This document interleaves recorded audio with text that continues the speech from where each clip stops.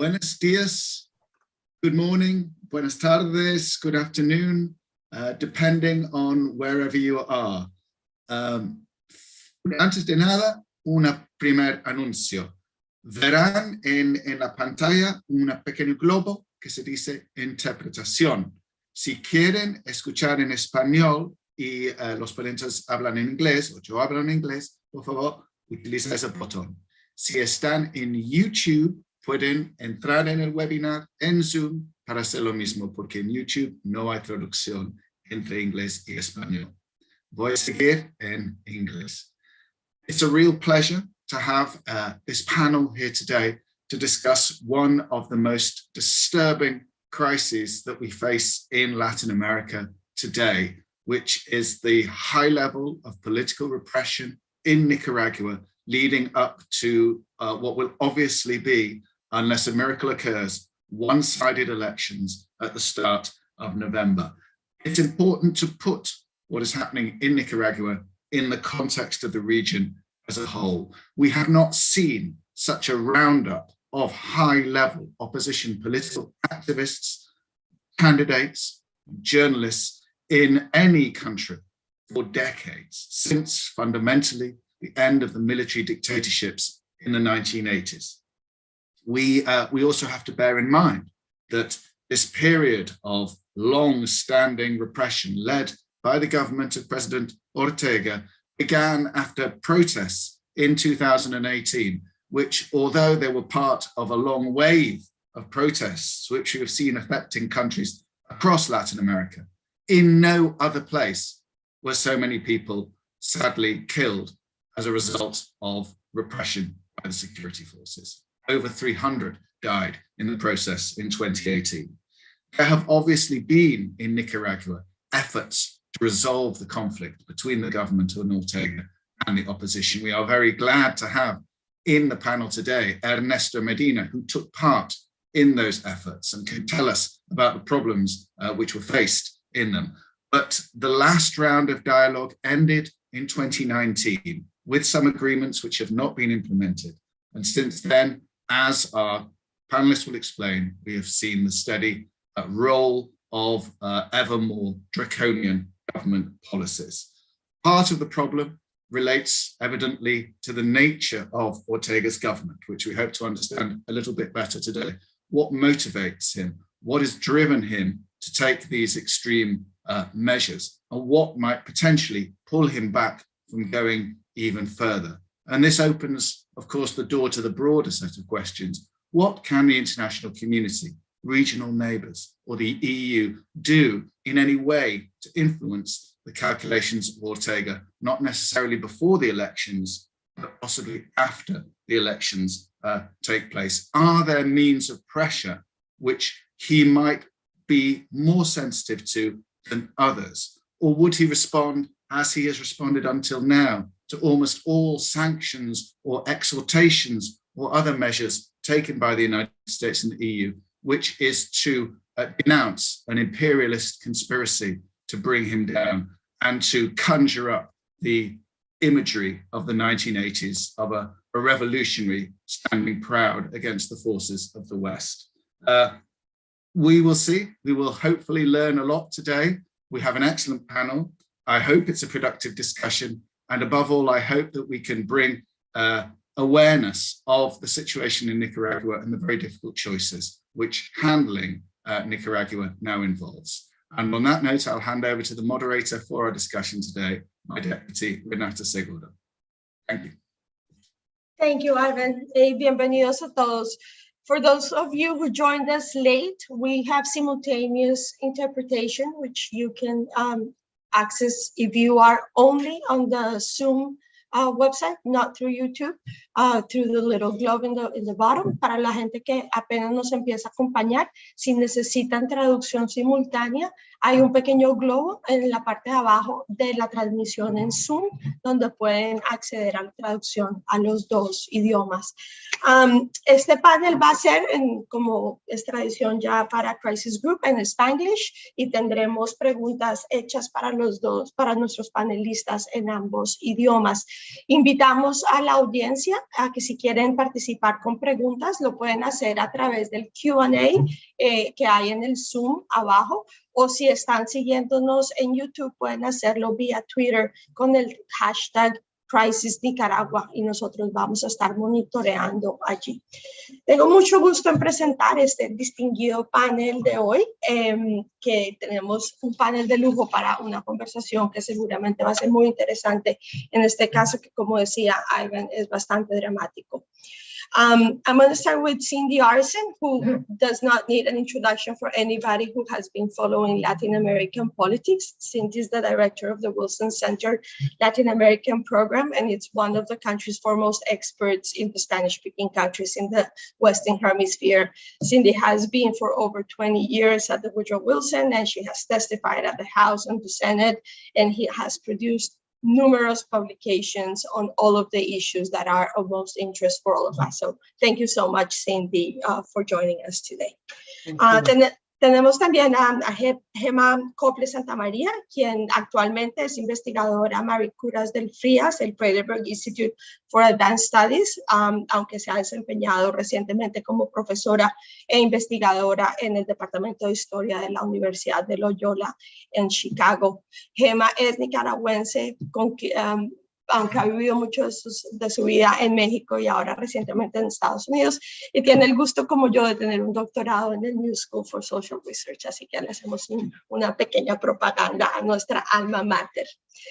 Tenemos naturalmente a mi colega Tiziano Breda, quien es nuestro analista para América Central para el Crisis Group, está basado en Guatemala, y aprovecho para los que no han visto este evento, en parte es para promocionar nuestro más reciente artículo sobre Nicaragua, que hizo parte del Crisis Watch, que Crisis Group publica 2 veces al año. Si están en nuestra visión, en nuestro Zoom, está en el Q&A, mi colega ha puesto el link, y si no, pueden encontrarlo en el website de Crisis Group. Tiziano tiene una maestría en Ciencias Internacionales y Diplomáticas de la Universidad de Bolonia. Y finalmente, pero como dicen en inglés, last but not least, tenemos a Ernesto Medina, quien fue rector entre 1994 y el 2006 de la Universidad Nacional Autónoma de Nicaragua, y quien de manera muy pertinente para la conversación de hoy fue miembro de la Alianza Cívica Opositora.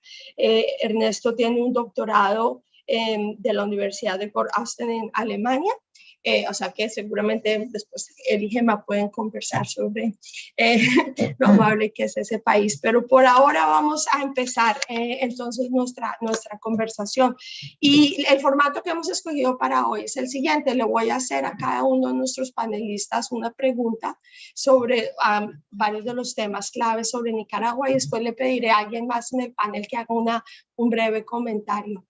Pido a los panelistas que por favor no se pasen de los 5 minutos en su presentación original, y si lo hacen tendré que ser un poco autoritaria y avisarles que se han pasado el tiempo. Eso esperamos nos dé una buena media hora para tener conversaciones al final con el público, y responder las preguntas que vengan de la audiencia. Entonces quizás podemos empezar con Gemma. Gemma, ¿por qué no nos das una breve explicación histórica de qué nos llevó a este punto? ¿Cuál es el arco que lleva a Ortega de líder revolucionario a presidente autoritario? Y particularmente, ¿cómo podemos entender estos últimos años, los que van desde las protestas masivas del 2018 hasta lo que está ocurriendo hoy en día? Gemma. Sí, muchas gracias, Renata, y como siempre es un gusto estar con ustedes y con Crisis Group y los esfuerzos que hacen por entender las crisis a la democracia que enfrentan nuestros países, y en este momento particularmente Nicaragua. La pregunta es importante y pertinente porque debemos recordar que la crisis política que vive hoy en día el país, así como la erosión que sufren sus instituciones democráticas, no empezó ayer, ¿no? O sea, esto lleva años sucediendo, construyendo cerca de 20 años en realidad, y me parece que el punto de inflexión más importante se da en el año 2000 o alrededor del año 2000, donde se da este pacto entre el Partido Liberal Constitucionalista y el Frente Sandinista de Liberación Nacional. Y que a partir de ese pacto, básicamente se cambia la ley electoral para que un partido pueda llegar al poder con menos del 40% de los votos, y en la práctica se da un reparto del poder entre estos dos partidos políticos que eventualmente le da control al Frente Sandinista y a Ortega específicamente sobre las principales instituciones del país, incluido el Consejo Supremo Electoral, la Suprema Corte de Justicia y la Asamblea Nacional. Entonces, ahí empieza, digamos, este proceso de deterioro de las instituciones democráticas. Le siguen alianzas muy estratégicas con dos sectores que me gustaría subrayar. Por un lado, el sector conservador de la Iglesia Católica y por otro lado, un sector de la clase empresarial, ¿no? A cambio de, por un lado, políticas de carácter conservador por parte del gobierno Ortega Murillo, sobre todo en lo que respecta a derechos sexuales y reproductivos, a cambio de beneficios económicos y de la promesa de una estabilidad política y social que sea de beneficio para la prosperidad económica y para los negocios de ciertos empresarios. Estos dos sectores, digamos que de alguna manera callan, ¿no? O son cómplices silenciosos del control creciente social y político que ejerce el gobierno Ortega y Murillo, ¿no? Y digo Ortega y Murillo porque es importante mencionar que Daniel Ortega ejerce el poder, pero también la vicepresidenta, su esposa, Rosario Murillo, ostenta un poder importante en el país. Entonces, lo menciono también porque no podemos entender la erosión democrática del país sin dar cuenta de este proceso de alianzas que se dan en el país. Ambos sectores, por un lado la Iglesia Católica a través de sus obispos y a través de grupos, digamos, más de católicos de a pie en Nicaragua, junto con los empresarios, han en los últimos años cambiado su posición radicalmente y han empezado a criticar frontalmente al gobierno. Pero no podemos entender cómo Daniel Ortega y Rosario Murillo llegan a amasar tanto poder sin entender estas alianzas que se tejen. Lo digo también porque es importante recordar que el ímpetu democrático y de crítica hacia el gobierno Ortega Murillo que se da y que tiene, digamos, esta expresión máxima en las movilizaciones de abril del 2018, no viene de estos sectores. Este ímpetu viene principalmente de estudiantes universitarios, ¿no? De movimientos de campesinos, de pensionados, del movimiento de mujeres, del movimiento por los derechos LGBT. Y entonces es este movimiento, digamos, que es fuertemente reprimido, ¿no? Por el gobierno Ortega Murillo, que le da este ímpetu de crítica y de democracia y de demanda por la democracia en el país. Ahora, creo que el arco que hemos observado desde estas protestas de abril hasta el momento es un arco en el que el gobierno Ortega Murillo pasa de una aparente aceptación o apertura hacia dialogar con ciertos sectores, ¿no? Incluso aceptando la mediación por parte de la Iglesia Católica en los diálogos que se dan con la oposición, a una postura cada vez más recalcitrante, cada vez más de criminalizar la oposición política a través de esta ley de soberanía nacional y de otras medidas del uso político de la policía, de las fuerzas paramilitares. Entonces vemos un arco en el que el gobierno ha pasado de pretender o al menos mandar una señal de supuesto diálogo a una creciente intransigencia política en la que ya no teme o se sabe que ya no necesita hacerse de alianzas porque se sabe consolidado en el poder y entonces ya se cierran los mecanismos de diálogo y lo que tenemos es actualmente una intransigencia prácticamente completa en el que se llama los obispos terroristas, en el que se ha encarcelado a 37 miembros de la oposición y en el que los medios de comunicación y la sociedad civil en general no tienen libertad de expresión ni libertad para manifestarse. Entonces es un arco que nos da cuenta de nuevo de la erosión de la democracia y de una ascensión segura, ¿no? Hacia un gobierno cada vez más autoritario. Gracias, Gemma. Muy importante ese contexto que tú nos das sobre cómo digamos, se cierran los espacios democráticos. Ernesto o alguien más del panel, Cindy o Tiziano, algo que quisieran ustedes agregar a lo que ha dicho Gemma, o paso con la siguiente pregunta. Ernesto, estás en mute, perdóname. Un abrazo a todas y todos y gracias por la invitación también.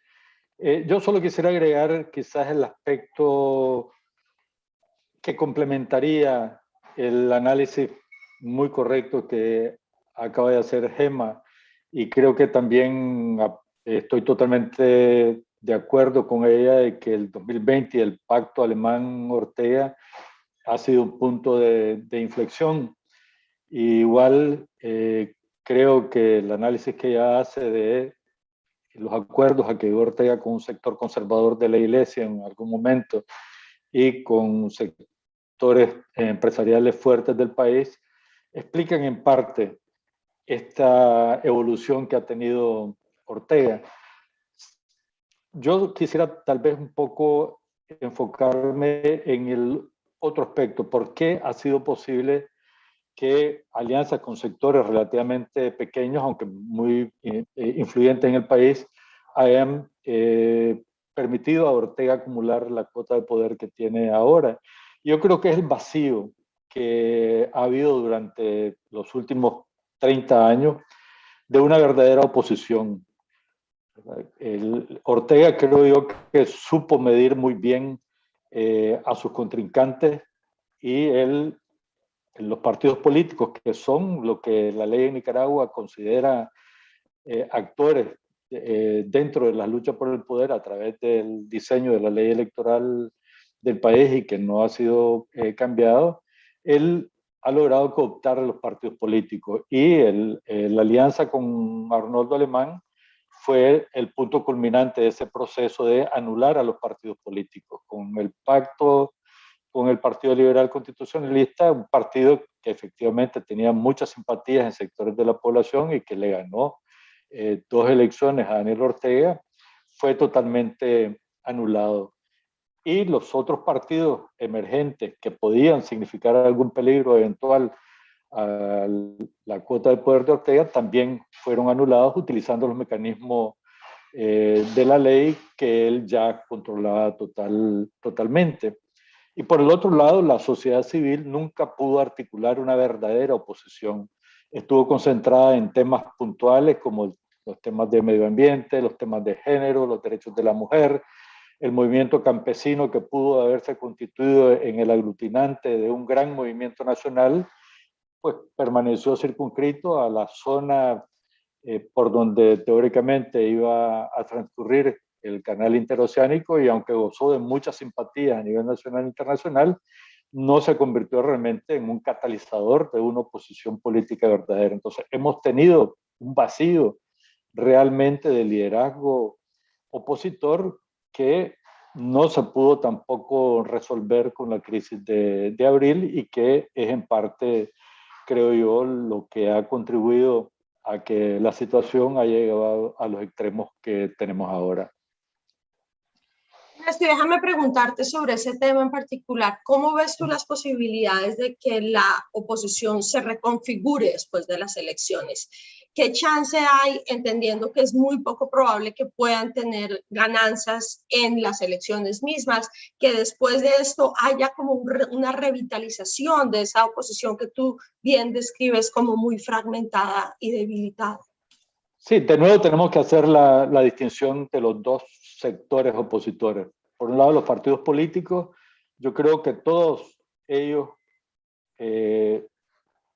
firmaron su sentencia de muerte, diría yo, en la vida política de Nicaragua con los sucesos de abril y lo que ha ocurrido en los últimos 3 años. O sea, los partidos políticos han perdido toda credibilidad ante la población, comenzando con el mismo Frente Sandinista, que se convirtió pues, de un partido que tenía muchísimas simpatías, y eso no se puede negar, y creo yo que en parte explica el fenómeno de la evolución de Ortega, porque partió de una base de apoyo popular sumamente importante, pero ahora el Frente Sandinista yo creo que ha sido reducido a un grupo de fascinerosos, de gente que vive por los privilegios que le da la cercanía del poder, pero que ha perdido la mística que en algún momento lo caracterizó. Y los otros partidos políticos, algunos cooptados por Ortega y otros por su propia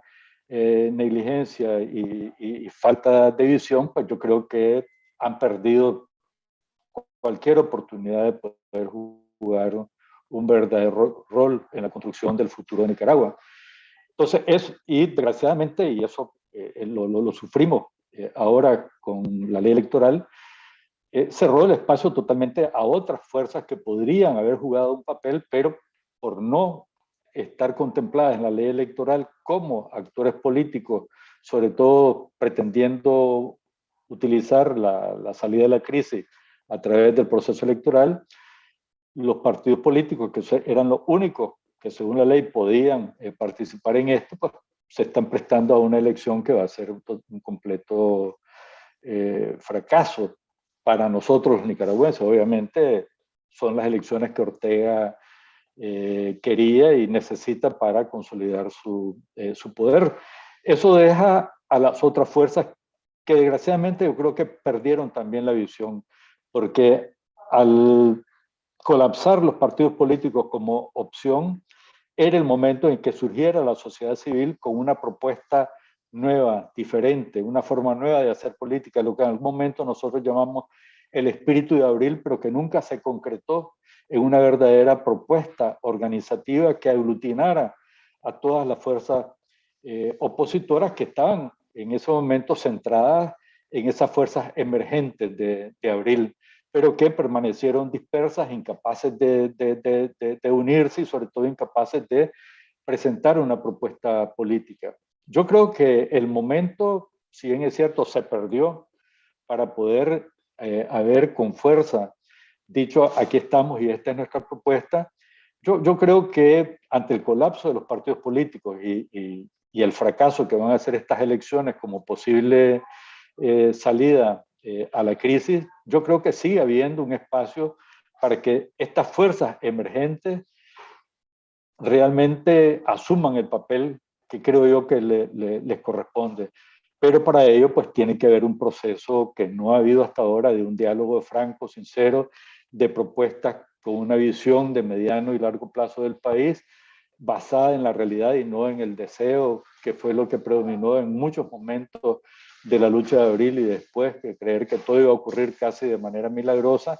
Yo creo que esperemos que un liderazgo que todavía no se ve, y eso hay que decirlo, pues, y algunos de los líderes son los que ahora se encuentran presos por la dictadura, que estas personas puedan también evolucionar hacia una posición más autocrítica, más abierta, con una posibilidad de hacer propuestas verdaderamente de futuro e integrales, porque cualquier solución, entre comillas, a la crisis de Nicaragua que contemple únicamente a un sector de la población, ya sea ideológico, religioso o político, no va a solucionar el problema de Nicaragua. Nicaragua necesita soluciones integrales y para ello todos tenemos que evolucionar, porque todos hemos tenido una visión demasiado estrecha del país, no hemos estado dispuestos a poner a un lado nuestros intereses personales o de grupos y ver los intereses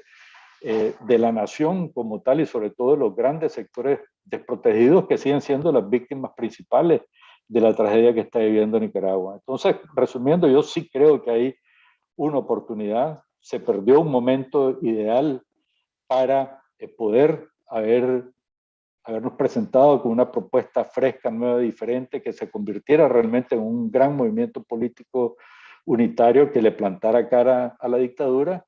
Pero bueno, ahora en condiciones mucho más adversas, mucho más difíciles, eso tendrá que darse. Gracias, Ernesto. Cindy, you wanted to chime in? Sure, just one tiny point, and I totally agree with what Ernesto and Gemma have laid out. which is that there is a lesson that was learned by Daniel Ortega in 1990 when the democratic elections were held at the end of the Contra War and as a condition of the end of the war. And those were elections that Ortega lost to Violeta Chamorro. And I think the takeaway for him is that you don't allow free elections because you can lose them. So given the levels of unpopularity that Ernesto so eloquently pointed out, the loss of Mística, the purpose of the party, now being personal enrichment of individuals and the division of quotas of power, there is no way that Ortega would win would win a free election with a real opposition. And I think that was just pointed out in a Gallup poll that showed that something like 70% of the population is fed up with Daniel Ortega. Thanks, Cindy. Yeah, that's very on point and very dangerous. The lesson that if you have fair elections, you might lose and then decide not to do that. Maybe this is a good moment for me to turn to Tiziano and really look at sort of the bread and butter of crisis groups' work, which is the possibility of violence. And so, Tiziano, why don't you tell us a little bit about what are the main risks that you're seeing, both in the days that are still going to come before the election and on the election day itself and its possible aftermath? How worried are you that we're going to see violence erupt in Nicaragua? Thanks, Renata, and thanks all who are joining us today. It's a pleasure to share the space with such illustrious colleagues, and my particular thanks actually go to Ernesto, who's bravely joining us and knowing that speaking out in public can have consequences, unfortunately, in today's Nicaragua. In our analysis, we are definitely seeing how Ortega is trying to stir up tensions actually in the country, hatred and political intolerance by escalating its crackdown on the opposition and treating this election as it were like a preemptive operation to dismantle sort of a plotted insurrection. Which of course is not, but this is definitely contributing to deepening the societal divides and griefs, some of which predates the 2018 uprising. Of course, there are some unresolved issues that we touched upon, but we should delve into, which date back to basically the 70s and 80s.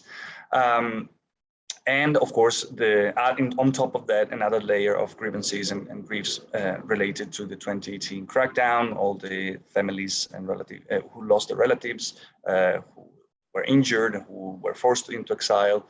And this, of course, is creating a fertile ground for localized sprouts of political violence to arise around election day.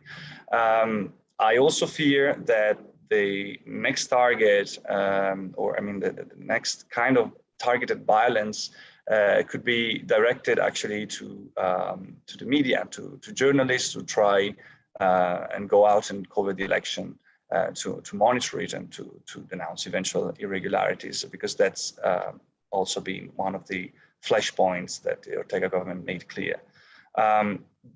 Now, is this likely to turn to prompt another mass wave of mass protests and subsequent bloodshed in the country?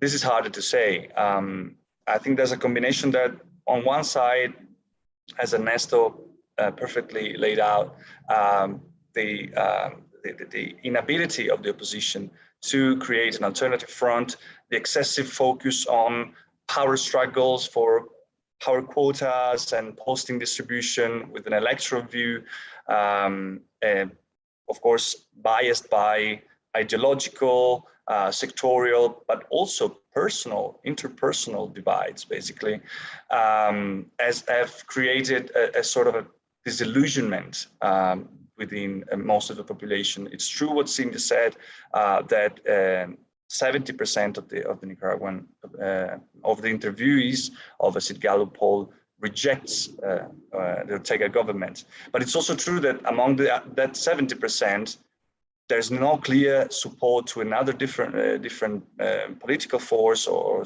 organization. We saw that when there was still hope that this could participate in the election. The party who had the most, who polled best in these surveys, were,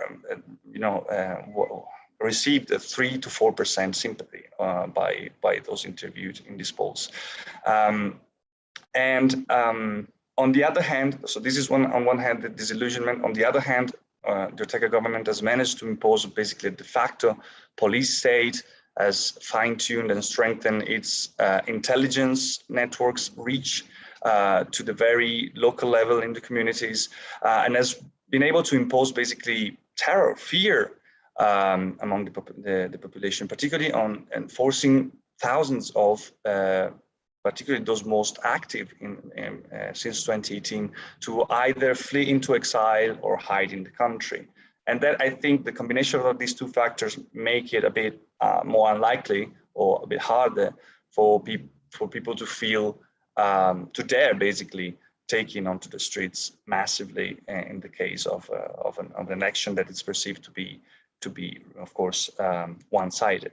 But of course, as the tensions and polarizations run so high in the country, we cannot even exclude that anyways a sort of unexpected event could trigger unrest again. On the other hand, what concerns me a bit more possibly is what happens in the medium term rather than around election day, because of course this electoral process completely rigged and tainted by this set of the tensions is going to have repercussions at the international level for the resulting government in terms of legitimacy and recognition. And this, of course, is going to have an impact in terms of its ability to get access to international resources and foreign investment, which would possibly contribute to deepen or to worsen the country's economic and humanitarian predicament. We're seeing sort of a recovery this year,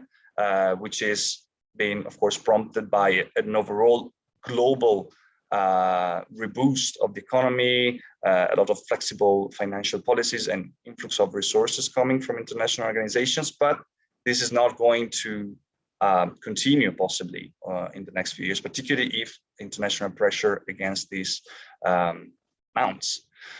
So the combination of these political repression and an ailing economy, we're already seeing that it's prompting every day more people to decide to leave the country and seek better opportunities or asylum elsewhere. And particularly, not only southward towards Costa Rica, which is the traditional destination for many Nicaraguans, but even towards the US. So fueling what's already a humanitarian crisis in Central America and Mexico concerning migration.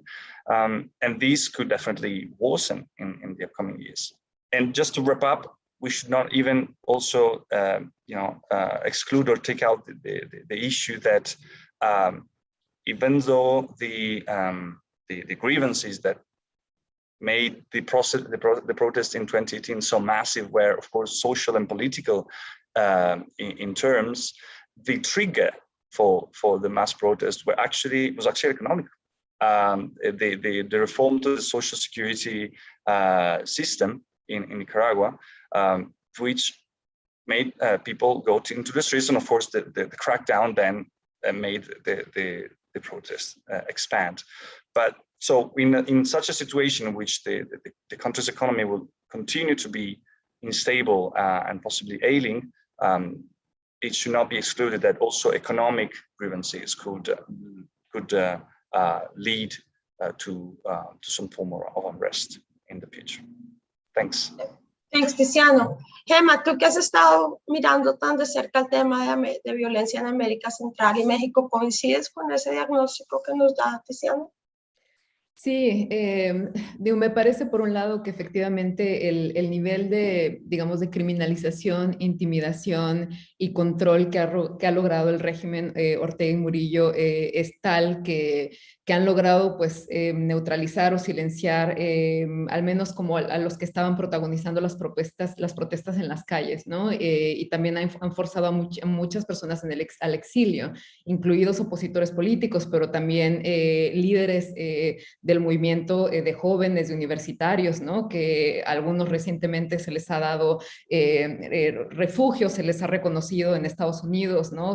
O están en este momento en México tratando de buscar protección. Entonces, me parece que sí, alrededor de las elecciones es muy probable que, dado el nivel de nuevo de intimidación, criminalización que ha logrado el régimen, no veamos protestas, ¿no? Ahora, si las hay, o sea, si se logran articular o si se decide llevar el descontento a las calles nuevamente, sabemos que el régimen no va a dudar ni un instante en utilizar la fuerza de la policía y utilizar los grupos de choque, las fuerzas paramilitares, para reprimir con altos niveles de violencia a la oposición. Entonces, eso lo sabemos. Ahora, también quiero retomar lo que decía Tiziano y pensar en el mediano y en el largo plazo, ¿no? Y aquí mi preocupación es que la experiencia de otros casos en América Latina, incluido El Salvador, incluso Colombia, México, es que cuando se da un uso politizado, un uso político, digamos, de las fuerzas policiales, cuando se utilizan grupos paramilitares, grupos de choque, ¿no? En este caso, juventudes sandinistas o grupos de jóvenes de organizaciones estudiantiles que están a favor del gobierno. Cuando se utilizan estos grupos de choque y paramilitares, la tendencia es que eventualmente estos grupos amasan tanto poder y tanta autonomía que es imposible controlarlos, ¿no? Y que se dan, una vez que se abre esta ventana también, hay más probabilidad de que estos grupos se involucren en redes de crimen organizado, ¿no? O en redes criminales en general. Entonces, mi preocupación es que justo estos grupos se vayan a salir de control, ¿no? Ahora, quisiera mencionar aquí también que por mucho tiempo Nicaragua, para Estados Unidos, para la comunidad internacional, fue como el país ejemplar, supuestamente, ¿no? Contrastado con el Triángulo Norte de Centroamérica. Todo esto bajo una narrativa de que habían logrado tener una policía que fuera civil, una policía respetuosa supuestamente de los derechos humanos, y ahora es momento, digamos, de una lectura crítica, ¿no? De estas evaluaciones o estas lecturas de lo que pasaba en Nicaragua.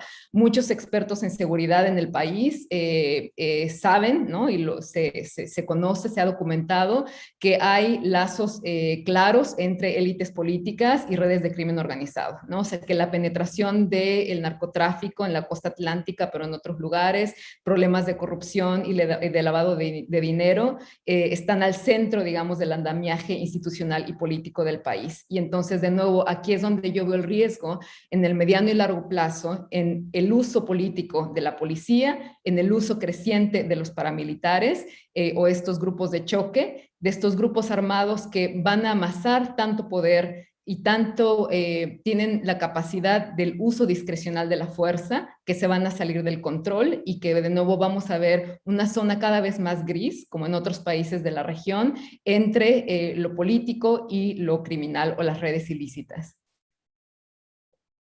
Gracias, Gemma. Sí, muy pertinente esa visión a largo plazo y tienes toda la razón. Me acuerdo hace 5 o 6 años en la ONU siempre teníamos conversaciones sobre, Nicaragua es community policing, todo funcionaba tan bien y nos cogió a todos un poco por sorpresa. And maybe, Cindy, this is a good moment to, when we think about how the international community was so essentially mistaken about the long-term stability of Nicaragua. It seems that since things have gotten increasingly worse and more authoritarian in Nicaragua, the international community has either been preoccupied with other issues, obviously COVID and other crises around the world, or just not sure how to respond. And the OAS has threatened to suspend Nicaragua from the Inter-American system, but there are divisions. Like, what is your assessment of how the international community has responded, in particular the US and Latin America, and how could they do better, given that it doesn't seem that it's been so productive what they've done so far? Sure. Thanks for the question. It's really important. I think the international community, and I'm going to talk in general about the international community and then separately about the United States, which is, of course, part of the international community. There has been a certain degree of condemnation, an OAS resolution in June that passed overwhelmingly and was supported, including by governments such as El Salvador, as well as a very strong resolution in the UN Human Rights Council. Other than that, the Latin American region in particular is fragmented, ensimismado, is looking internally, given the depth of the economic pain that has been caused by COVID-19, the problems, the protests that have taken place in Colombia, the process underway in Chile. I mean, countries are very much focused on their internal situation, on getting back to growth, on dealing with the levels of poverty and unemployment and vaccination related to the pandemic. So, in contrast, say, to the days when there was growing authoritarianism and repression in Venezuela in response to the protests in 2017 and 2018, and the formation of the Lima Group, the region in general has been silent on Nicaragua in any organized way. And that could possibly change where there is some momentum coming from Costa Rica, Panama, the Dominican Republic, which again have their problems, but also see themselves as directly affected by what's taking place in Nicaragua. And that would certainly be a welcome development if that were to happen. The European Union, like the United States, has announced sanctions, including on Vice President Murillo and members of the First Family. But in general, I think in situations like this, the European Union follows the lead of the United States. So let me get to the United States. It is true that the Biden administration has been tremendously preoccupied. It's almost always the case in the first year of an administration that presidents focus domestically, and given COVID, the economic decline, the Delta variant, that was certainly going to be true of the Biden administration. And then Afghanistan happened, and much of the attention of the foreign policy establishment has been focused on on cleaning up from that. That said, there has been some attention to Nicaragua, and I don't think we should, underplay it. There have been sanctions, individual sanctions on members of the First Family, the police, people in charge of the repression, people in the assembly. This means concretely that their assets are frozen in the United States. If they have bank accounts in this country, they can't access them. And there have also been visa withdrawals for 100 plus people by the State Department, which just simply means that they can't travel to the United States, which seems like a slap on the wrist, for some people, particularly a country as close to the United States as Nicaragua is. It is something that calls attention. One of the fundamental issues here is to look at the instruments that the international community has to promote democratization in a country that does not want to democratize. And I think the record is pretty grim around the world. And I've said this before, but I'll say it again. I mean, if we knew how to get Alexei Navalny out of prison in Putin's Russia, the United States and Western European countries would have done that. If we knew how to prevent Daniel Ortega from taking prisoners and holding bankers and campesinos and students and members of the political opposition in jail, we would have done that. And so there's a question of the instruments available and how imperfect those instruments are. So sanctions are not really a policy, they are an instrument of policy. They are a means to an end. And I think what's been lacking in the case of the Biden administration is clarity on what that end result is. Clearly, everybody wants democratization or a freeing of political prisoners. What's not clear is the route to get those things. And I think if you can generally define a medium and even a long-term goal of the United States to prevent the consolidation of the Ortega regime, then some of these sanctions make sense. By showing to members of the Sandinista party who are not yet currently sanctioned that there is a cost for for being in alliance with this group of people, that they too could become targets of US reprisals if they engage in certain kind of behavior. For now, the army has been less sanctioned than the police. One can debate this, and I certainly welcome Tiziano and others' comments on the principal responsibility for the repression in 2018 and who had the leading role in that. I think it was the police and paramilitary groups, with the army, playing initially at least a more passive role. So the question is, as there are calls to sanction the military pension unit, and I agree that that would be a legitimate target of U.S. sanctions, to freeze the assets in the United States to the extent that they even still exist, and to extend those sanctions to Europe, to Swiss banks, to Canadian banks where those assets may have already been moved. I mean, multilateral collaboration is really important. The question is, what is the message you're sending by these forms of pressure? And we've seen in the case of Venezuela and elsewhere that sanctions have the effect of creating cohesion with a regime that feels besieged, that feels under threat, and so is inclined to draw together. So, sanctions can be part of policy, but I'm not sure that there are any perfect instruments. The other obvious source of US pressure is enforcement of the NICA Act, which requires votes in international financial institutions, against loans that would be made to Nicaragua from the World Bank or the Inter-American Development Bank. US voting shares in the IDB are about 30%. So if you're going to get to a majority, you obviously have to ally with other countries. In the World Bank, it's something like 15%.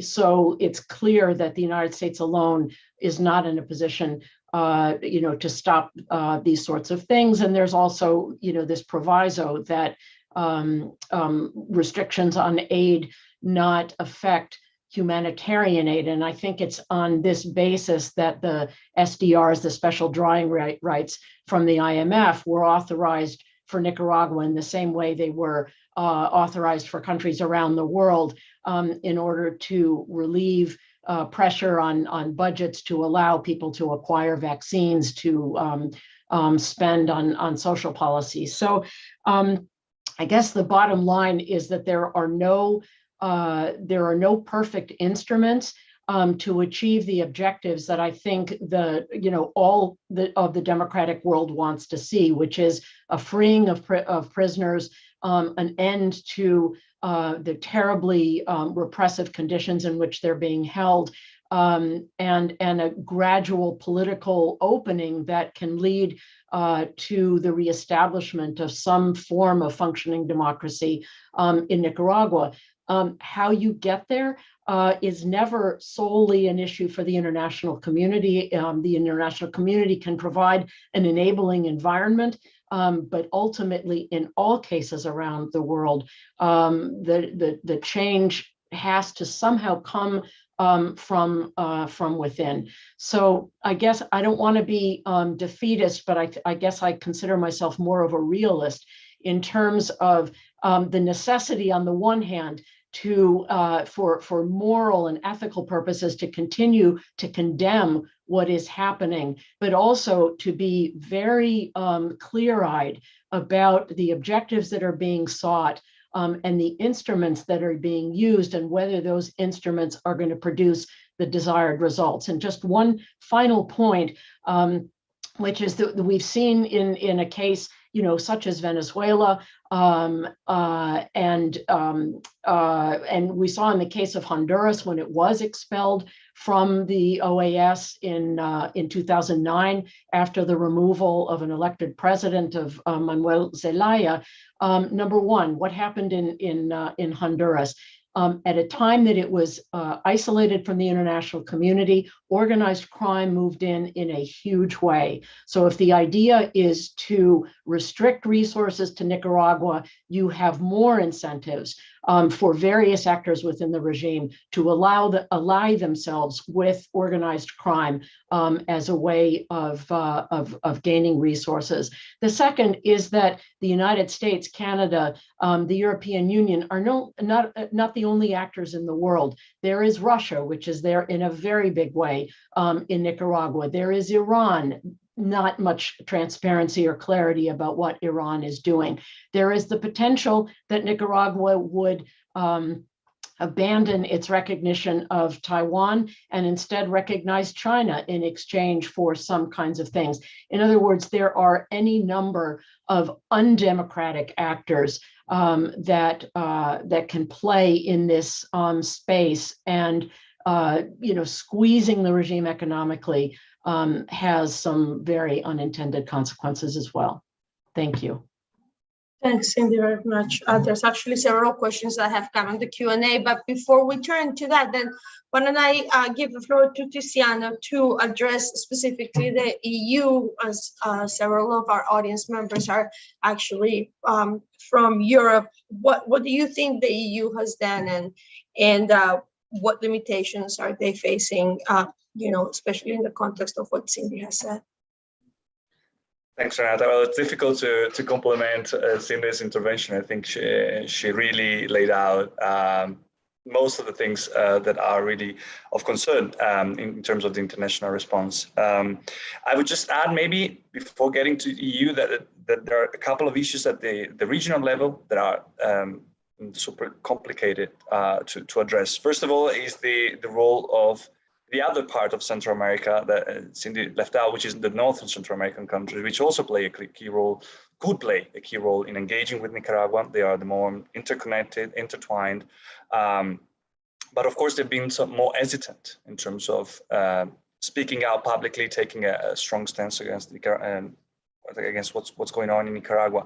And I think that's due to a couple of reasons, at least. First of all, of course, as we said, the problems that they faced internally, they've been protesting Guatemala last year, in Honduras 2 years ago, very unstable governments, so the pandemic, etc. But on the other hand, of course, they, I think, fear for further trade disruptions that could be entangled to a sudden regime change or further turmoil in the country. So they'll be more hesitant to push for some of these changes.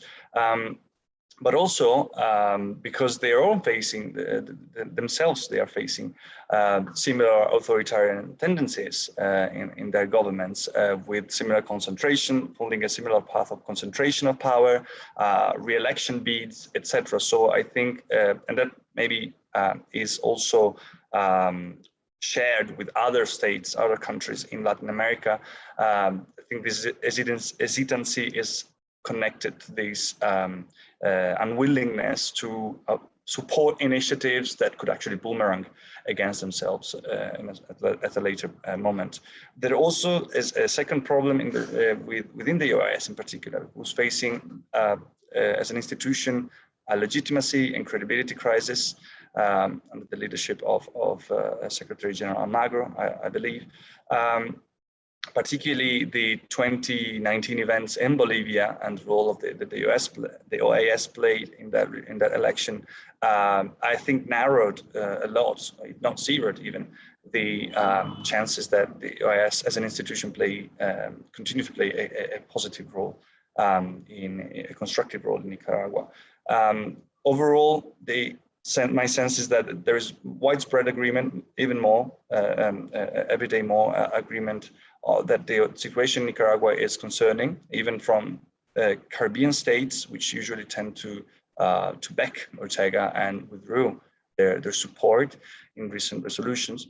But at the same time, there's little agreement on how to deal with it. And the risks intended to it, of course, Cindy mentioned that the application of the Inter-American Democratic Charter, the Article 20 and 21, can have definitely unintended consequences in terms of infiltration of organized crime, of seeking external alliances to strengthen external alliances with other undemocratic actors.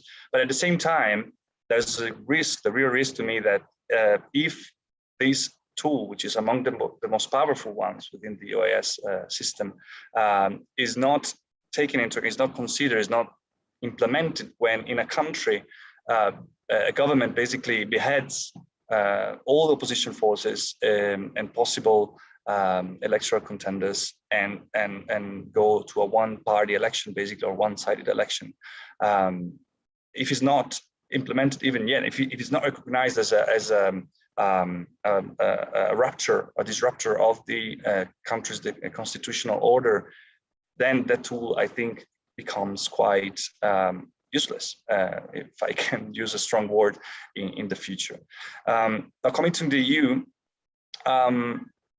I think the EU has played a role. I mean, it's always like to play a complementary role to the US, aware of its different position, its different leverage, its different affectation when it comes to the Nicaraguan crisis, and usually doesn't want to be put in the same pot. Actually, on that, I maybe don't coincide with what Cindy said. I mean, they don't want to be perceived as following the US lead, but like having their own policy, maybe in coordination.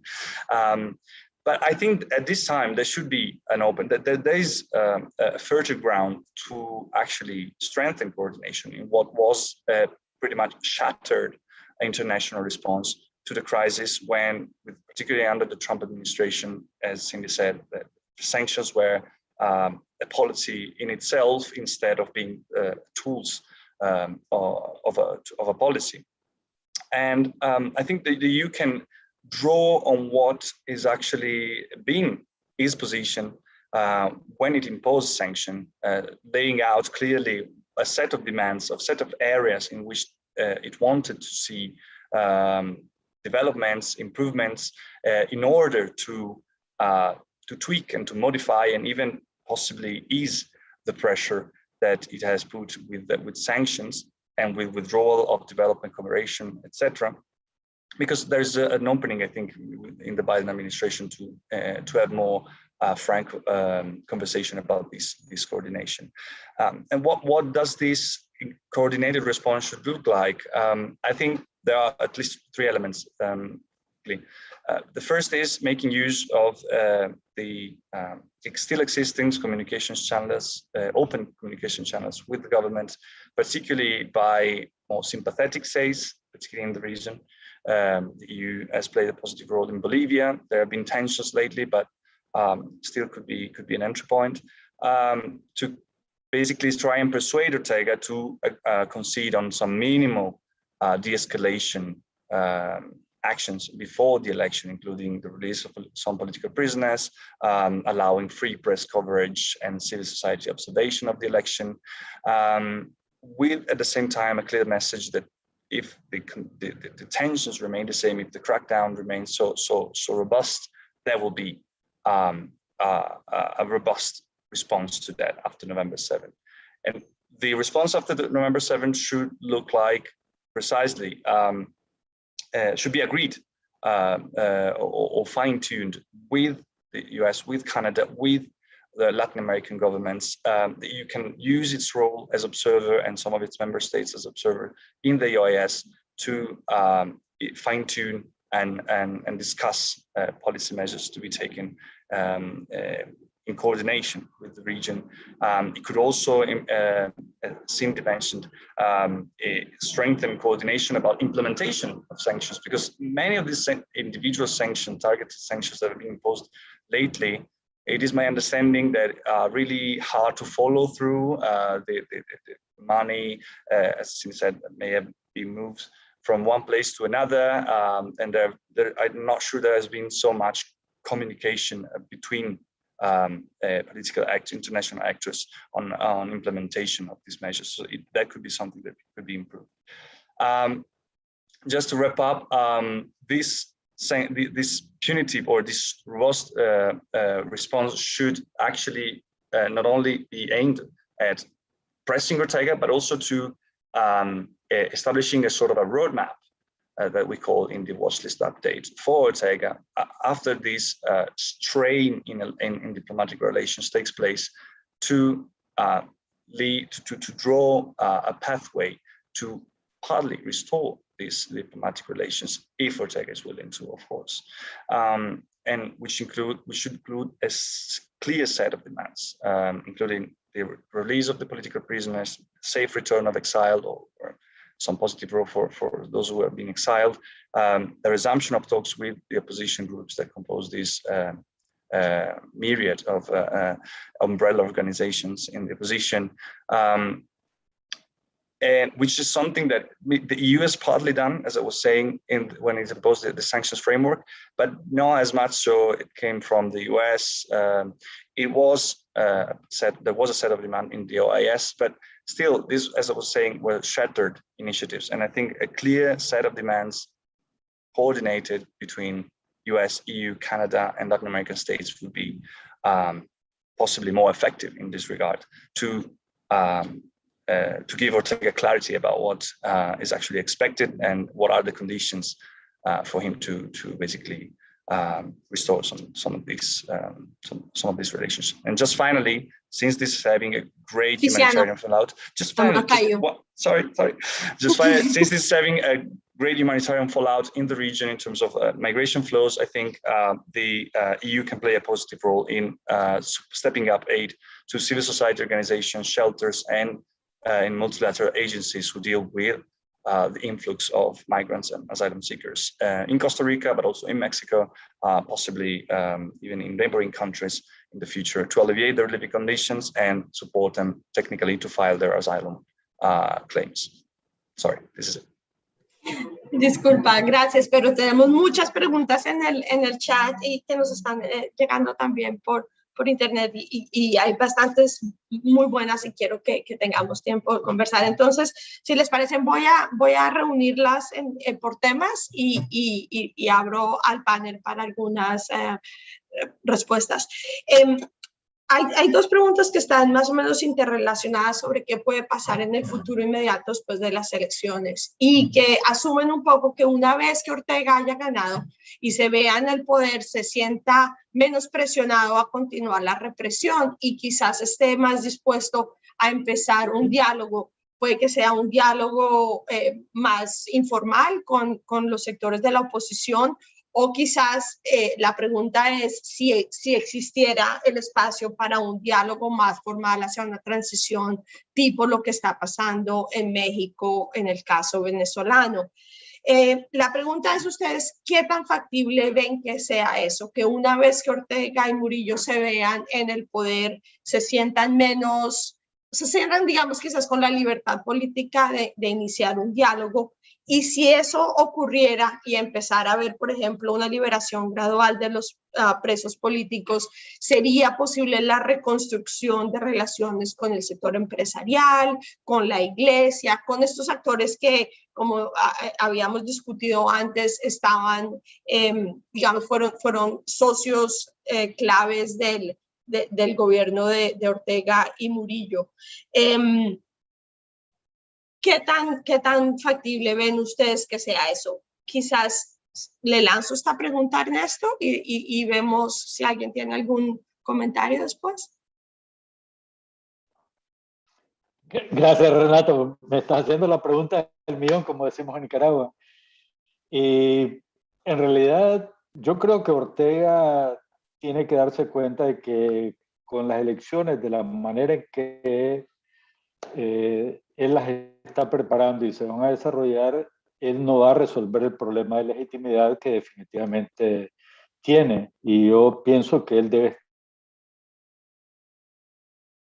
recomponer un poco su imagen a nivel internacional y de legitimarse de alguna manera. De lo contrario, la crisis de Nicaragua se va a seguir profundizando y todo apuntaría a que más temprano que tarde Nicaragua va a entrar en una crisis muy, muy, muy profunda donde el gran perdedor terminará siendo Daniel Ortega. Y yo creo que él es lo suficientemente inteligente o tiene el tacto político para darse cuenta de que esa es una posibilidad. Si esto es así, obviamente él tendría que buscar la manera de poder resolver ese problema de credibilidad y tendría que ser pues, a través de un posible diálogo. La pregunta es, ¿con quién va a dialogar Ortega? ¿Quién estaría dispuesto a dialogar con Ortega? ¿Y qué condiciones debería tener un diálogo de este tipo? Con las lecciones de los dos intentos de diálogo que ya hemos tenido después de la crisis de abril, yo creo que hay cosas o errores que la oposición no debe repetir. En primer lugar, el diálogo, si se va a dar, tiene que tener una fase previa de preparación en la que quede totalmente claro qué es lo que está dispuesto Ortega a discutir. O sea, tener tal vez no una agenda preelaborada antes de comenzar el diálogo en sí, pero por lo menos saber qué es lo que él está dispuesto a discutir. En segundo lugar, tienen que estar claras las condiciones para este diálogo. Yo creo que el fracaso de los dos intentos de diálogo anteriores es de que no teníamos realmente clara en el primer diálogo cuál era el papel de los obispos. Era únicamente de mediadores, organizadores, testigos. En el segundo diálogo el papel de la OEA y de el delegado de la Santa Sede tampoco quedó muy claro. No sabíamos si eran realmente testigos, acompañantes, como le gusta llamar a Ortega, a las personas pues, que participan en este tipo de procesos, o si eran verdaderamente garantes. En mi opinión, nunca se aclaró si realmente ellos estaban ahí como garantes. En un diálogo postelectoral, yo creo que ese tema tiene que estar absolutamente claro para evitar que se dé lo que pasó en este segundo diálogo, que hubo acuerdos interesantes, importantes, ninguno se cumplió y no había a quien echarle la culpa o pedirle pues de que hiciera algo para que se cumplieran esos acuerdos. Entonces, yo personalmente esperaría que se dé algún tipo de diálogo para tratar de encontrar una salida a la crisis, porque seguir las cosas evolucionando como están ahora, como dije antes, tarde o temprano terminará en una gran tragedia para Nicaragua. Yo creo que nadie quiere eso. Y mientras más pronto se termine esta crisis, pues yo creo que más fácil va a ser comenzar a construir el país que todos queremos. Gracias, Ernesto. ¿Algún panelista quiere intervenir, hacer una reacción a eso o sigo con la siguiente pregunta?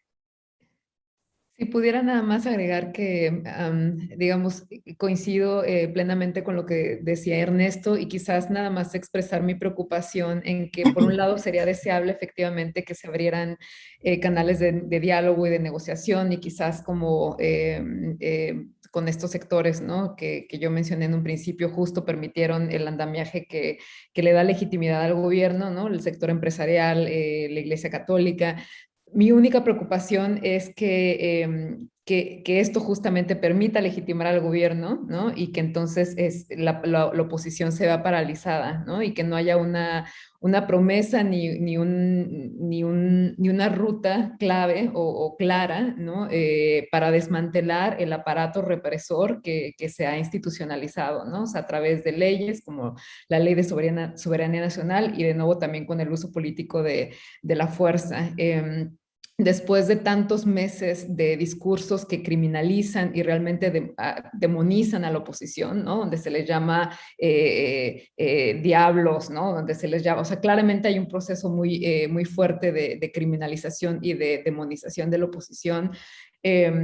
Cómo lograr garantizar que esta apertura del diálogo nuevamente no sirva simplemente de nuevo para legitimar al gobierno Ortega Murillo y por otro lado paralizar a la oposición. O sea, cómo hacer para que entonces en el día después de las elecciones, ¿no? O sea, sabiendas de que va a ser una elección parcial, la oposición logre realmente atender al llamado de la sociedad civil, ese llamado de abril, de un despertar y de una necesidad de superar diferencias políticas en aras de reconstruir el tejido democrático del país. O sea, cómo hacerle.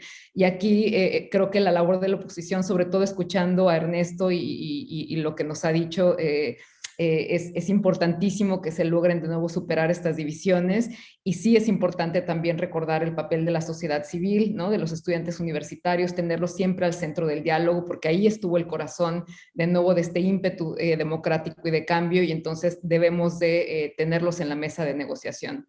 Y creo que el papel también ahí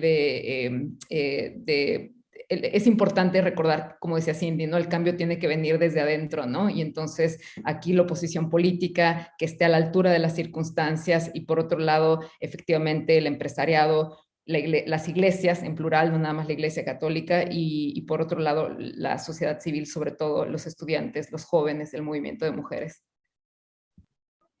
Gracias, Gemma. Gemma, y creo que me quedo contigo porque varias de las preguntas, creo que tocaste un nervio cuando dijiste lo del crimen organizado que generó muchas reacciones dentro de la audiencia. Y hay varias preguntas pidiendo que expandas un poquito tu impresión sobre eso, en particular sobre los grupos de choque y cómo ha sido este papel que recientemente tienen los grupos paramilitares y su independencia digamos, de las instituciones más formales, y qué tanto ves tú, digamos, el régimen de Murillo, ya no sé en qué orden ponerlo, ¿lo ves como un régimen político que tiene alianzas con el crimen organizado, o estás viendo tú que funciona más con una lógica mafiosa y su interés? Digamos, ¿cómo balanceas los intereses políticos y los intereses puramente de interés económico? Sí, o sea, creo que mi respuesta va en dos sentidos. O sea, por un lado es que sabemos que el crimen organizado y sobre todo como redes de narcotráfico han tenido una presencia creciente importante en Nicaragua, y de nuevo por mucho tiempo siento que analistas de seguridad, y me incluyo yo misma, ¿no? Estábamos un poco preguntándonos preguntas incorrectas, ¿no? O sea, estábamos como diciendo, Nicaragua está muy bien porque no están las maras, o porque las pandillas operan de una manera más tradicional, donde son más locales, donde su uso de violencia es más limitado, y eso de alguna manera nos impidió ver lo que estaba sucediendo en términos de nuevo de la penetración del crimen organizado dentro de las instituciones. Entonces creo que sí hay claramente, digamos, evidencia de que hay niveles de corrupción importantes, ¿no? O sea, de penetración y de cooptación de niveles del gobierno, sobre todo dentro del aparato de seguridad, ¿no? Donde están participando de estas redes de narcotráfico. Y por otro lado, y ahí es donde, digamos, yo lanzo esto sobre todo basándome en la evidencia de lo que ha sucedido en otros contextos, ¿no? O sea, en el contexto colombiano, en el contexto de México también, es que mi temor es que el uso de estas fuerzas paramilitares, estos grupos de choque, que hasta el momento ha sido un uso político, pueda tener, digamos, derrames hacia el mundo criminal, ¿no? Y ahí, o sea, de nuevo, lo estoy lanzando más como un prospecto de lo que puede venir, ¿no? No necesariamente que esté pasando en este momento, pero que me parece que es muy factible, dada la experiencia de otros países latinoamericanos, y dado que, de nuevo, si estás permitiendo el uso de armas y el uso discrecional de la fuerza en grupos armados, ¿no? Y en grupos paramilitares, nada entonces les previene de que se interesen y que logren inmiscuirse de una manera más activa dentro de el crimen organizado, ¿no? O sea, y del narcotráfico. Y de nuevo, Nicaragua es un lugar en el que están las redes del narcotráfico, ¿no? O sea, están claramente, y entonces, de nuevo, mi preocupación es que esto va a pasar, o sea, puede pasar, es muy factible, y de nuevo las lecciones aquí de América Latina son muy claras, ¿no? Y muy preocupantes también. Gracias, Gemma.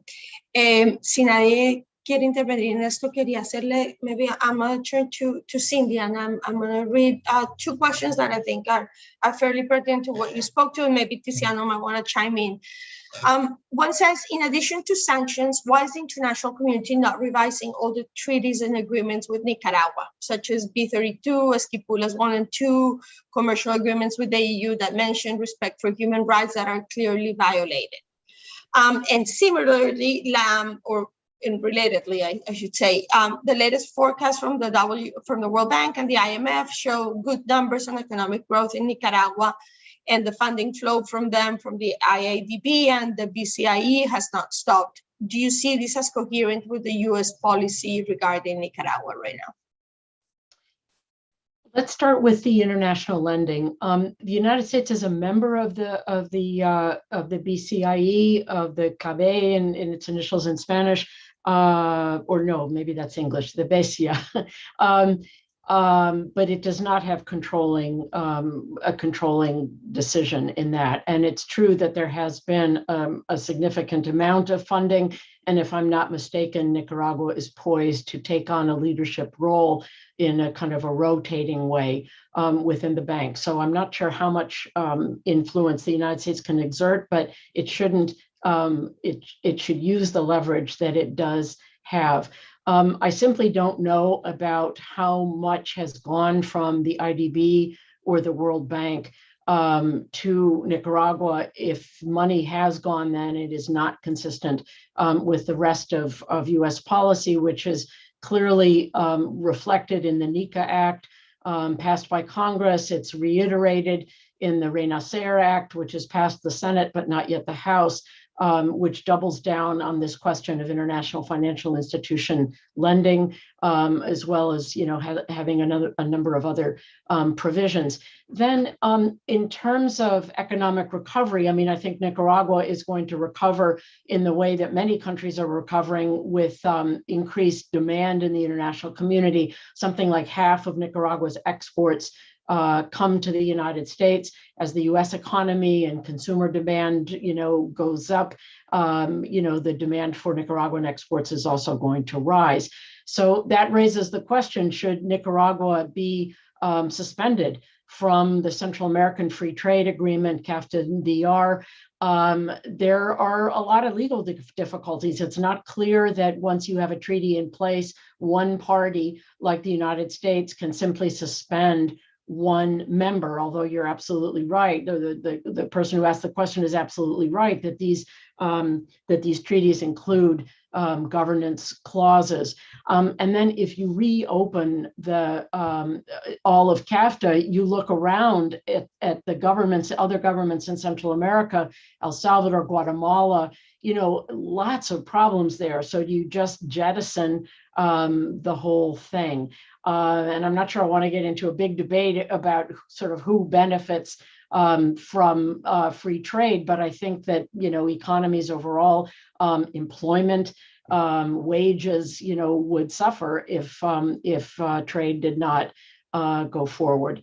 So, and I'm not sure that a suspension from the other treaties that were mentioned in the question really matter very much to Nicaragua. Clearly not having preferential access to the US market would be a major blow to the Nicaraguan economy, but in a lot of ways that's the nuclear option, one that says that the US government is seeking to bring the Nicaraguan economy to its knees and then deal with all of the, the humanitarian and also migratory consequences that would involve.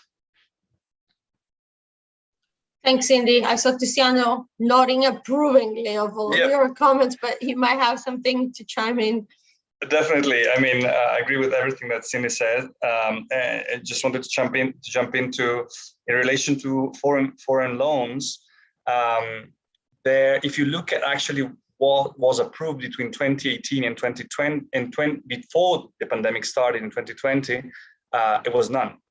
So what was the pressure, at least in the IMF, the World Bank, and the Inter-American Development Bank, because the BCE is a different beast to a certain extent, but with greater presence of Central American states, very much less tied to governance and democratic questions. But of course, the NICA Act itself, as Cindy mentioned, excluded the humanitarian issues from being affected by this sort of policy. And unfortunately, the pandemic, the COVID-19 pandemic, and the hurricanes that hit Nicaragua in late November last year, in early November last year, basically provided the perfect excuse and were sort of a gift for Ortega to get access to these sort of credits that are excluded even in this US-led policy in international multilateral institutions. In terms of revising treaties, I definitely agree with Cindy. It's true that the government resulting from this election will be increasingly isolated, will face international pressure, will get more difficult access to loans, so particularly as we start to go out very slowly and possibly, from the pandemic. But that's not, and it will have humanitarian consequences in terms of people that are willing to leave, as we discussed beforehand. But that's not a justification for bringing a Damocles sword to the Nicaraguan economy and kill some 100,000 jobs, which is the estimation that would be the affectation of the Nicaraguan economy if it was withdrawn from CAFTA. Which, as mentioned, I think would suggest why not try and review the treaty as it is, so to engage in a broader discussion about whether there should be a stronger mechanism to attach the trade conditions to the government's democratic issues. And I would just add to the issue of recovery that, of course, this is in part due to the global reboost, the US economy growing and an influx of money. Also, unfortunately, there's an unintended consequences of the increasing migration of Nicaraguans abroad. There's an increase in remittances. And that could be problematic in the future, as we see in North and Central American countries, that this becomes a sort of double benefit for the government. They prompt the opponents or those, the opponents basically to leave the country, or those who can't find a way to live in the country, and which send remittances back and basically keep the balance in the equation, in the economic equation. So, and that's something that should be taken into account also as we look in the future. But the estimates for next years are not so positive as these years for the economy. Thanks, Tiziano. So we have very, very little time left, a little bit less than 5 minutes, but there's two questions that I wanted to pose before we finish, and maybe what we'll do is that we can go around the panel just to answer briefly on this, or any final thoughts that you might have to close up. Una de las preguntas es si el régimen de Murillo Ortega tiene el full support de la policía y el ejército, y hasta qué punto, si llegara a haber un momento en el que el ejército y la policía dice, bueno, hasta aquí es donde llegamos nuestro apoyo. ¿Y cuál es la posibilidad de que ustedes vean de que se desconozcan los resultados electorales, que algunos países digan estas elecciones no son consideradas viables y entonces no reconocemos el gobierno de Daniel Ortega? Y finalmente, muy brevemente, ¿cuál es el papel que puede tener el exilio dentro de los siguientes meses y años en la política nicaragüense? Si quieren, empezamos con Ernesto y brevemente 2 minuticos cada uno, por favor. Ernesto.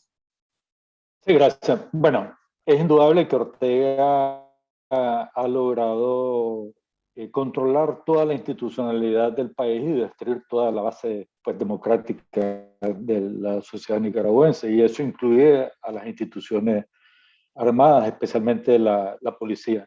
El tema del ejército yo creo que amerita una discusión más seria, más detenida por todas las cosas que aquí se han estado mencionando y que se pueden ver hacia el futuro de Nicaragua como una gran amenaza. En primer lugar, la presencia de fuerzas paramilitares totalmente impunes y controladas absolutamente por Ortega y Murillo. Luego, la amenaza del crimen organizado, donde el país pues, está totalmente desarmado. Entonces, yo creo que el tema del ejército para mí sigue siendo una gran interrogante y un tema a discutir en la búsqueda de posibles soluciones, como lo es también el tema del posible papel del sector privado, de la gran empresa privada de Nicaragua, o sea, qué tipo de diálogo se puede tener con estos sectores en búsqueda de una salida pensando en Nicaragua. Yo sí quisiera quedarme con varios mensajes que nos ha dado Cinte y Tiziano. En primer lugar, de que la solución final va a depender de lo que pase dentro de Nicaragua y de lo que hagamos o no hagamos los nicaragüenses. Yo creo que tenemos que ir dejando un poco de lado el pensamiento de que la solución nos va a venir de fuera, con sanciones más fuertes, con resoluciones a nivel gubernamental. Todo eso puede ayudar, pero nada va a ser definitivo. Lo mismo que no se reconozca a Ortega, yo creo que eso podrá ser inmediato, pero después de un par de meses, si se ve que no pasa nada dentro del país, los países tendrán que buscar cómo acomodarse con un régimen impresentable, pero que nadie quiere que se convierta en un paria en medio del continente americano, y se va a tratar de buscar una salida con ese régimen. Entonces, la solución final está en manos de nosotros. Tiene que ser una solución basada en un análisis real y objetivo de la realidad y no en lo que nosotros quisiéramos que sucediera, sino que leer exactamente los signos que estamos viendo ahora y la evolución que está teniendo América Latina y el mundo, y ver a Nicaragua dentro de ese contexto para que podamos plantearnos soluciones realistas, estando claros, repito, de que la responsabilidad final está en manos de nosotros nicaragüenses. Gracias, Ernesto. Solo voy a un comentario logístico. Perdemos nuestro excelente intérprete en un minuto. Él tiene otros compromisos, entonces aprovecho para agradecerle a Charlie Roberts, que es nuestro fenomenal intérprete, un conocedor de la región como pocos, y le agradecemos mucho. Y de ahora en adelante, la gente que necesita traducción, con perdón, pero no vamos a tener por los próximos minutos, pero como esperamos cerrar en 5 minuticos, esperamos que el público sea generoso con nosotros mientras terminamos, pero thank you so much, Charlie, for your help today. Gemma. Sí, muy de acuerdo con lo que menciona Ernesto. La solución debe venir desde adentro, debe de originarse en los nicaragüenses y quizás solamente subrayar o retomar lo que preguntabas, Renata, el papel de la diáspora, ¿no? Y creo que es importante, y quizás no nada más en términos de, digamos, como se suele pensar a la diáspora, el tipo de lobby que puede hacer o cómo puede movilizar recursos dentro de gobiernos en el extranjero, en Estados Unidos o en otros lugares. Estoy pensando más bien en alianzas estratégicas de carácter más horizontal que permitan que continúe haciendo la labor tan necesaria que hace el periodismo independiente y de investigación en Nicaragua, que hace la sociedad civil organizada, ¿no? El movimiento de mujeres, organizaciones de derechos humanos. Ahí es donde me parece que el papel de la diáspora es muy importante, ¿no? Para que se continúen asegurando espacios muy necesarios para dar a conocer lo que está sucediendo en el país, para hacer eco de los esfuerzos que se están tejiendo a nivel nacional, para que sigan existiendo estos espacios y de nuevo, ¿no? Todo con vistas a que la solución se construya desde Nicaragua, ¿no? Entonces, ahí lo dejaría. Mil gracias, Gemma. Cindy. Yeah, thanks. I guess I would agree with what Ernesto just said about being realistic.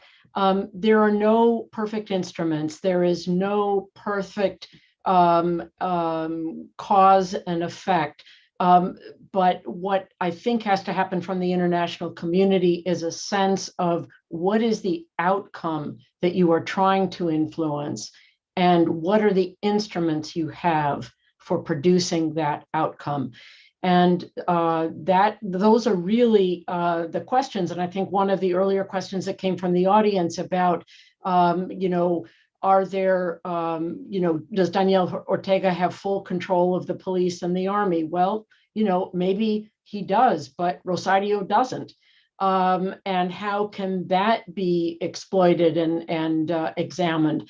I mean, I think that the issue is to see all of the things at the disposal of the international community as imperfect instruments that have intended as well as unintended consequences, and to accept from the beginning that that's the situation, but not use that as an excuse for inaction or for throwing up one's hands and saying that there's nothing to be done.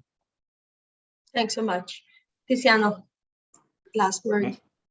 Ok, muchísimas gracias. Pues creo que la mayoría de los de nuestra audiencia, pues posiblemente que prefiere el español. Yo creo que, bueno, de acuerdísimo con todo lo que se dijo, así que realmente muy poco de agregar. Por lo que concierne el exilio, creo que sería muy bueno que se aprendieran de los errores que Ernesto explicó muy bien en el pasado. Pero no solamente de los errores que se cometieron en Nicaragua, sino también en la crisis venezolana. Yo creo que puede, aunque sea muy diferente, puede ofrecer algunos elementos a la oposición de iniciativas que se pueden mejorar o hasta descartar, como por ejemplo el tema de crear gobiernos transitorios o de otra manera, que ya saben que la comunidad internacional posiblemente pues tenga menos apetito de volver a intentar. Digamos, para mantener vivo un poco este espíritu de 2018, claramente, como justamente de nuevo mencionaba Ernesto, dar voz y dar un papel más, y bueno, Gema también lo mencionó muy bien, dar un papel más prioritario a los grupos que realmente fueron los liderazgos de ese tipo de movimiento, que quieren un cambio político y una participación mayor en las tomas de decisiones, y que efectivamente se encontraron marginalizados en el sistema anterior y también en los sistemas en las organizaciones que se crearon a raíz de 2018. Por lo que concierne el ejército y la policía, haría solamente una distinción entre liderazgo, cúpulas, digamos, y rasgos menores.